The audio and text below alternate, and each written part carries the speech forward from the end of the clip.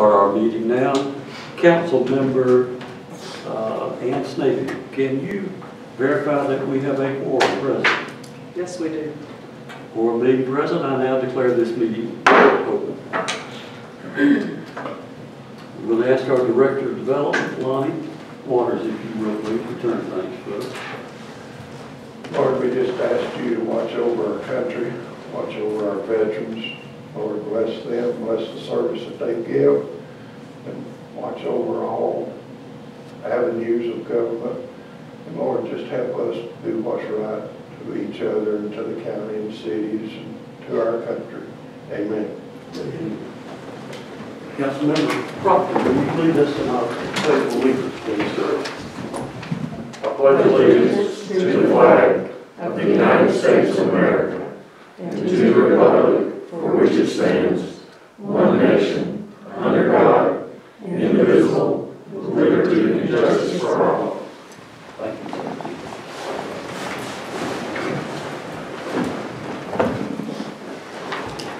Council, you have in front of you our agenda.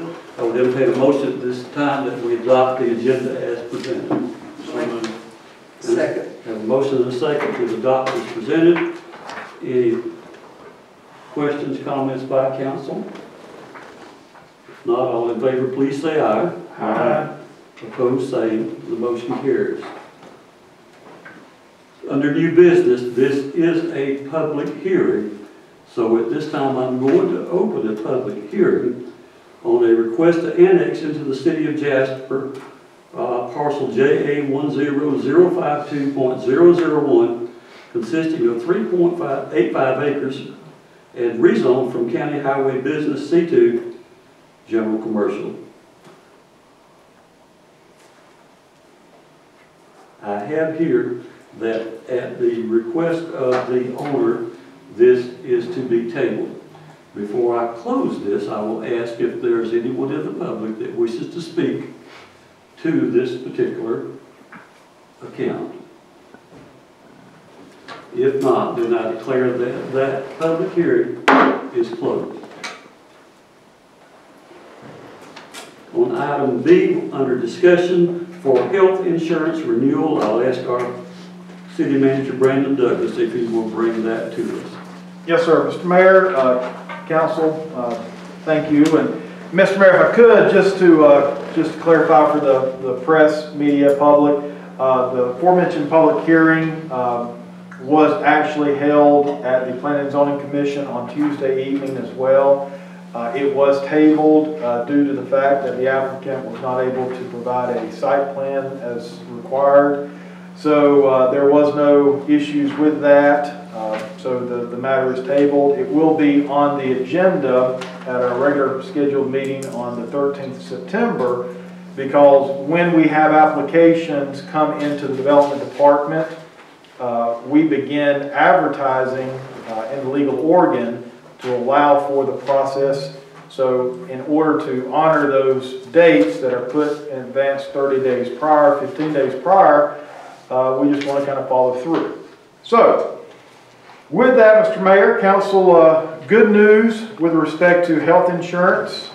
In your packet is the renewal. Originally, I had anticipated on putting this on the September 13th agenda, but quite candidly, we had already received the information from our broker, MSI, and because we do not have any proposed increases in the year 2022, I felt as though that it should not be too terrible of a time to ask y'all to consider just renewing it.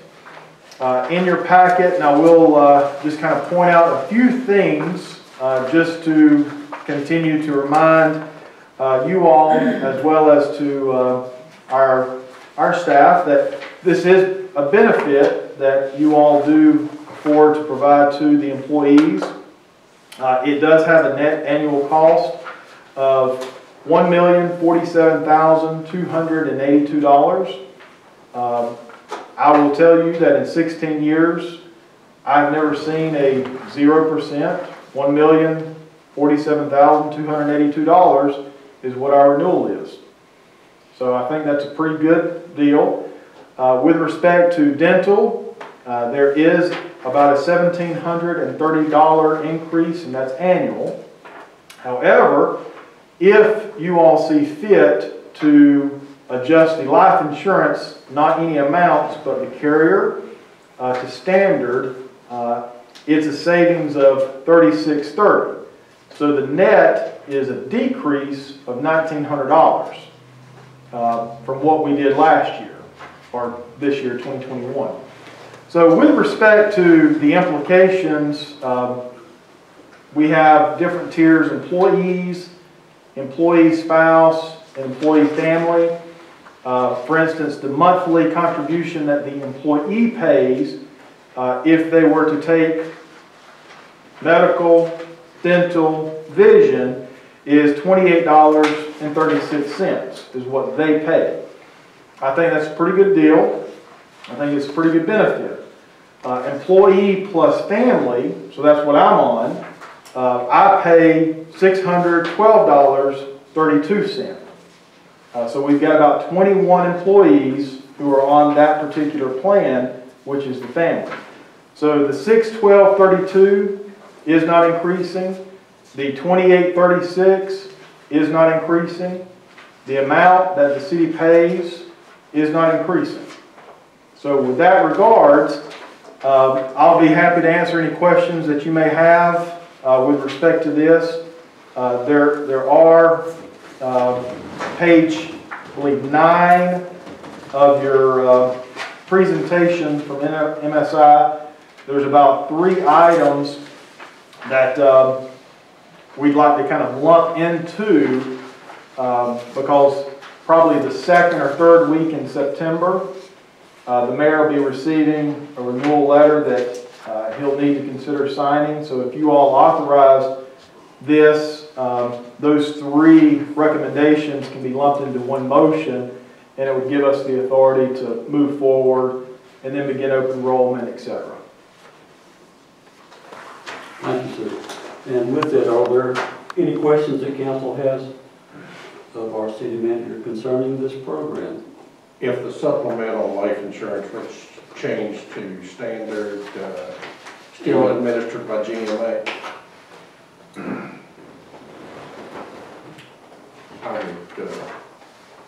include in any motion that we do change from Anthem to standard on the supplemental life insurance. And I do think that's because the employees struggle with insurance, and if we can keep it without having an increase for them, to change that. Any further questions? At this time, I would entertain a motion to renew the health insurance with the inclusion of the Anthem standard that Councilmember Lonnie has stated. So moved. And a second, please.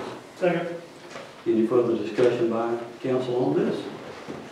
All in favor, please say aye. Aye. Opposed, same. The motion carries. Under good job on that one. Yeah, amazing.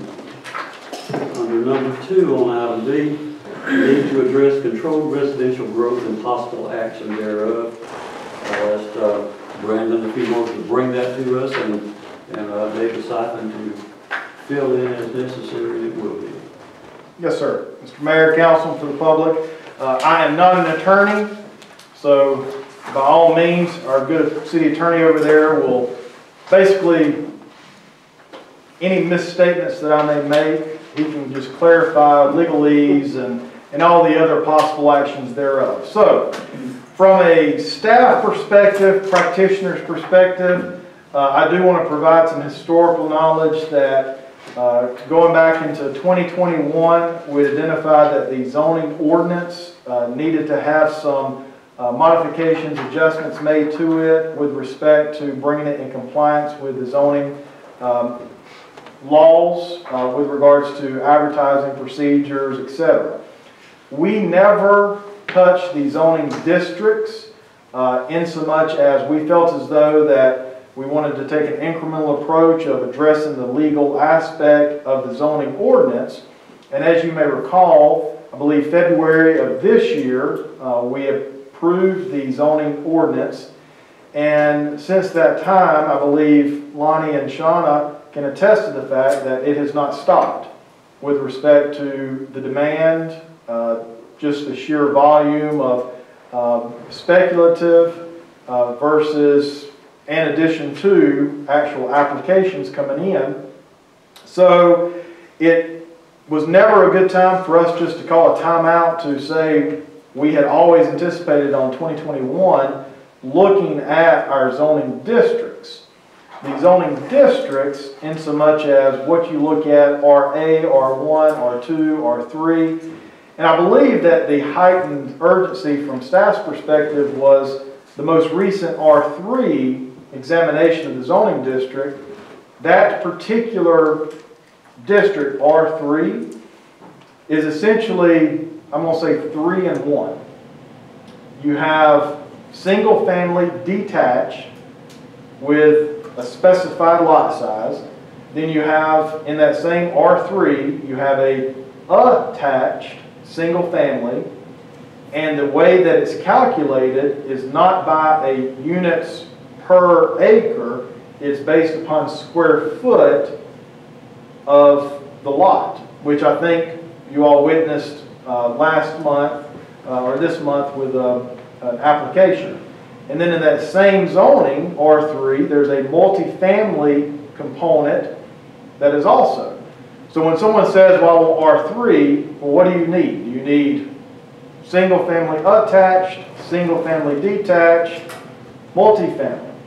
And it's very confusing in so much as I think there's a better way to address that, as well as lot sizes, lot dimensions, setbacks, the district standards that govern the particular residential zoning.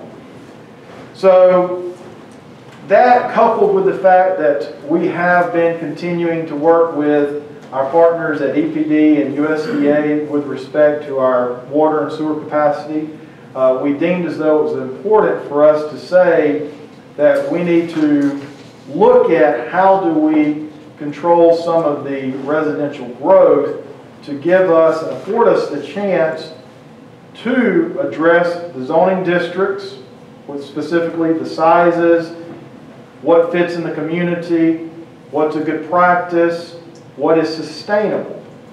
And that is part of our resources as well, water, sewer. We've continued to take steps to increase capacity, increase the amount that we can get and that we can treat. However, it does seem as though that the growth is outpacing some of our abilities with respect to bureaucracies at the state level. So, some of you may or may not recall, but back in 2019, we had commissioned Turnipseed engineers to conduct a brief analysis of an area, geographical area of Harmony down to Worley Crossroads, and look at the number of acres, the existing land use, and then even propose looking at a certain density with which, if this were to develop out, what would be the implications to the sewer lift stations. So that took several months for them to do that analysis. It was not on the same scale as what we're talking about with respect to zoning plus utility. So I do think that it's going to take some time, but I do know that there's a possibility of looking at your overall geographical area of what your existing parcels are, the acreage, the zoning that it's currently at, the zoning based upon what the future land use map would be compatible with, and then what you do is you try to calculate and say, this is what is sustainable. So it's just a good practice to do. You may hear me from time to time through staff reports talk about the existing zoning is this. This is what you have use by right. when you are an applicant, property owner, and you request to use your property through a rezone, we have certain criteria that we have to follow in accordance to our comprehensive plan and our future development map. So then what you do is you look at what the future development could be, how is it compatible with surrounding properties, and then you make a best determination of what is best suited for the area. So with that, we would be recommending at the staff level, and City Attorney Syfan can comment on doing a temporary moratorium on the residential aspect of our zoning districts. This would afford us the chance to hopefully get through some of these measures to have a calculated strategic approach of how we grow and develop to make sure it's sustainable. So Mr. Syfan, I'll let you kind of talk about how we could potentially do this if this is something council would like to entertain. Well, under the law, you do have the right to impose a temporary moratorium for exactly what Brandon's been talking about, for basically planning and crafting an ordinance to address what you learn by way of planning. And you can do that by temporary moratorium resolution. Since the moratorium is temporary, you're not making a final zoning decision per se, so that means it doesn't fall within the Zoning Procedures Act because there's no final zoning decision, and that means that you have the ability, should this proposal be agreeable to you, to enact a temporary moratorium tonight. And we have a proposed temporary moratorium resolution that basically would put on hold until March 1st of 2022, the city being able to accept or receive any rezoning applications for residential developments. And we list all the different types of rezoning residential districts in the temporary moratorium that are the familiar single-family residential, multifamily, the dense residential infill. Of course, under your planned district, you can have a residential component there too. So to the extent that someone came in and said, I want to do a planned district with so much commercial and so much residential, the moratorium would apply to that. The moratorium would not apply to annexations, so you still would be able to allow the annexations of property in, and also rezoning to even a residential district if you allow the annexation. The reason for that distinction is nobody has a mandatory right to be annexed into the city. So the council, you know, if it's a good fit, can bring them in. It's not a good fit, you're under no obligation to bring them in. So if someone came in wanting to annex a piece of property saying, I'm going to do 2,000 residential units, you could say, well, you know, that's too much for our city to handle at this point in time. We're not going to agree to annex you in, and then, you know, no rezoning would ever occur. For people who have a residential district already, have already been approved, you know, own a lot in a residential subdivision that's already zoned single-family residential R1, the moratorium wouldn't affect them because they don't have to do a rezoning. They could, you know, go forward and get a building permit as long as they meet the setback requirements and our other requirements. So it won't stop all residential development in the city. The residential development that's already approved could move forward, but you know, future applications seeking a rezoning to develop a new residential subdivision, that wouldn't be able to go forward until March 1st of 2022. And so I would suggest to you that that tonight would be a good time to impose the moratorium, in that I've seen for other governmental entities, when the governing authority starts talking about a moratorium, you know, every developer in the county suddenly is submitting to you an application for a rezoning, and you get, you know, 50 in because they're trying to get under the wire, so to speak, to that moratorium being imposed. My only other thought, and this isn't really a legal thought, but we may, for the zoning ordinance, you'll recall that we had an outside contractor help us with the overall ordinance, and it may be a good idea to have that outside contractor help us in looking at what we want in these residential districts and how dense, and of course, you know, whether the contractor does it or we do it in-house or however we do it, we're going to be looking to y'all for guidance about what you think is in the best interest of the city, and you know, how dense of developments is good for the city.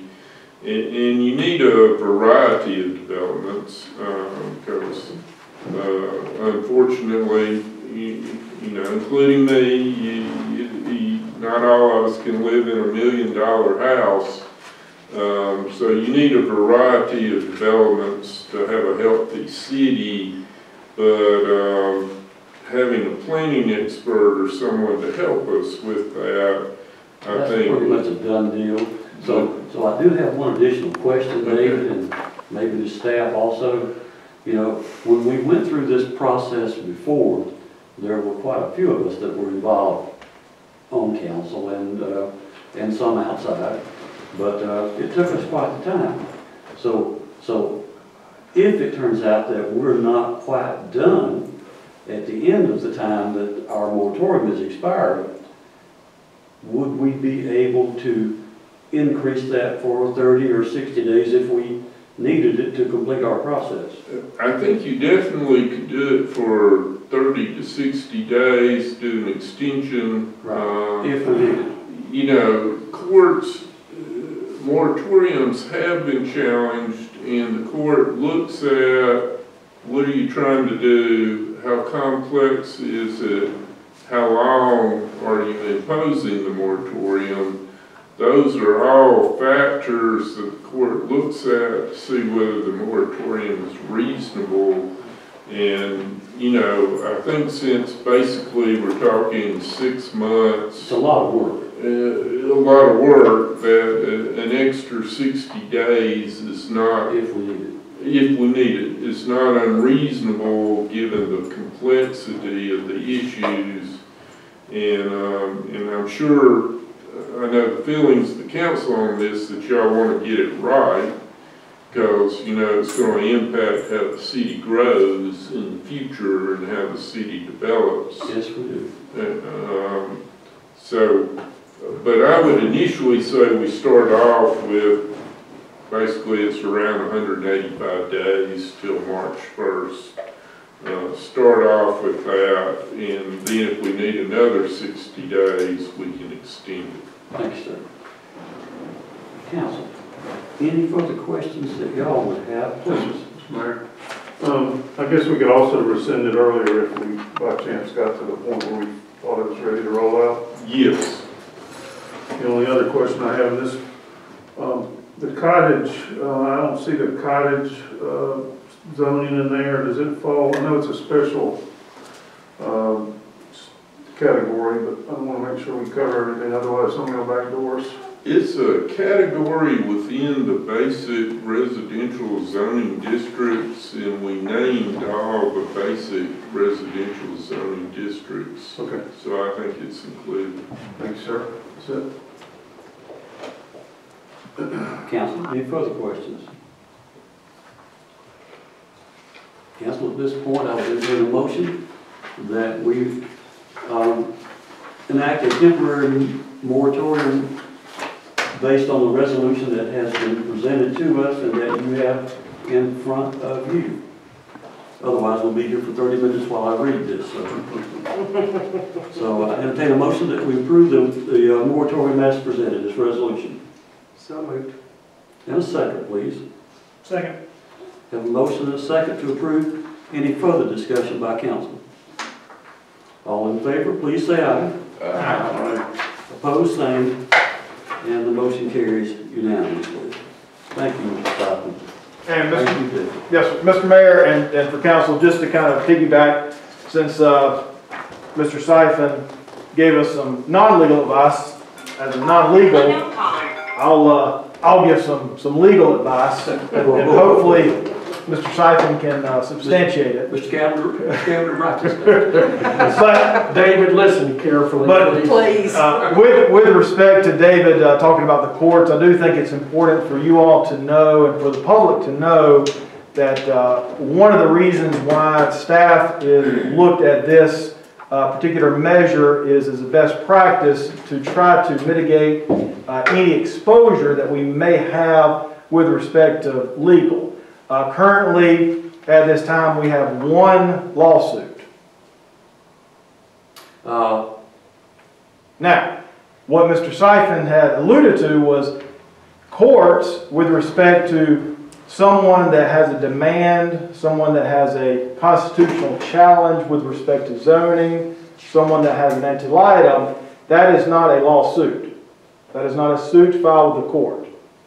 So we have one, and I think it's important for you all to know that this staff and this council and city attorney is making sure that we try to do best practices to mitigate any exposure we may have. So I think that the temporary moratorium that you all just passed is well served, affords us a chance to evaluate all criteria. And beyond that, just wanted to add that, and I believe our city attorney is consistent with what he and I know to be true. Yes, and that's right.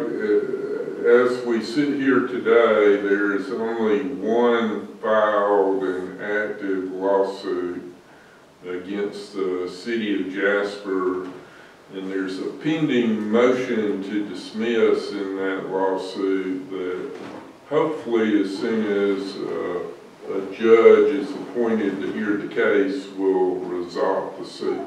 Yeah. That's all. Thank you. Thank you, sir.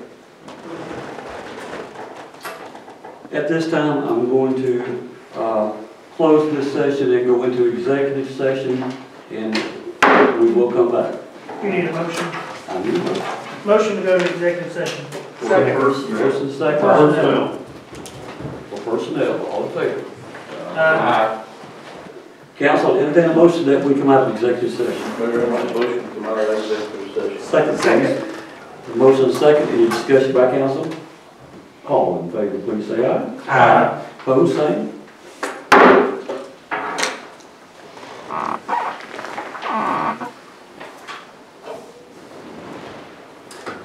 Are you ready for a motion? Council, at this time, I would like to have a motion that we approve the job vacancy and the job descriptions that have been given to us. Mayor, I make a motion we accept the city manager vacancy announcement and job description for city manager. Have a motion to accept. Second. Any further discussion by council? All in favor, please say aye. Aye. Opposed, same. I'm opposed to it completely, but. Okay, at this point, I would entertain a motion to adjourn. Second, please. Second. All in favor? Aye.